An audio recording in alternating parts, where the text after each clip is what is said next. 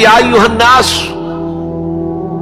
قد جاءتکم موعظۃ من ربکم وشفاء لما فی الصدور وہدی ورحمۃ للمؤمنین قل بفضل اللہ وبرحمتہ فلذلک فلیفرحوا هو خیر مما یجمعون۔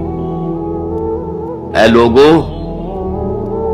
تمہارے پاس آ گئی ہے نصیحت، موعظت تمہارے رب کی طرف سے۔ وہ صرف موعظت نہیں ہے، سینوں کے اندر جو روگ ہیں، جو امراض ہیں، ان کا علاج بھی ہے، شفا بھی ہے۔ شفاء لما فی الصدور۔ تیسرے درجے میں وہ ہدایت ہے، وہ بتاتی ہے کدھر جاؤ کدھر نہ جاؤ۔ جیسے آپ نے دیکھا ہوگا پہاڑی راستوں پر قدم قدم کے اوپر کوشن ہوتا ہے، یہاں سپیڈ کم کر لو ورنہ تم کسی کھائی میں جا گرو گے۔ تو یہ ہدایت کیا ہے؟ دیکھو ادھر مت جانا، ادھر جاؤ، اگر ادھر جاؤ گے تمہارا سارا معاملہ تلپٹ ہو جائے گا۔ یہ ہے ہدایت۔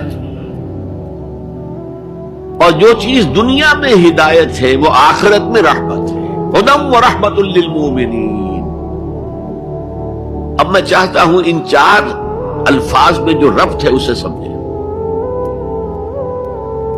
دیکھیے، اگر کسی ایسی زمین پر بارش برسے جو اوپر سے بہت سخت ہے تو پانی بہہ جائے گا، زمین میں جذب نہیں ہوگا تو کوئی روئیدگی پیدا نہیں ہوگی۔ اگر دل سخت ہے تو قرآن مجید ان پر کوئی اثر نہیں کرے گا۔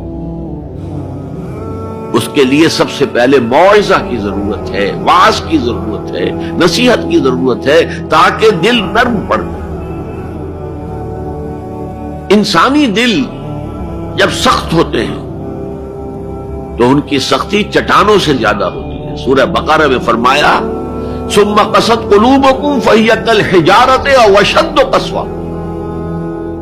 یہودیوں سے خطاب ہے، ثم قست قلوبکم من بعد ذلک فہی کالحجارۃ او اشد قسوہ۔ اے بنی اسرائیل، تمہارے اس طرز عمل کے نتیجے میں تمہارے دل سخت ہو گئے اور اب وہ پتھروں سے زیادہ سخت ہے۔ لہذا سب سے پہلے ضرورت کیا ہے؟ دل کی زمین کو نرم کیا جائے، اس میں ہل چلایا جائے۔ یہ کام ہے موعظہ کا، واعظ کا، نصیحت کا۔ ہمارے معاشرے میں کسی زمانے میں واعظ کا بڑا رواج تھا، آج کل یہ چیز ختم ہو۔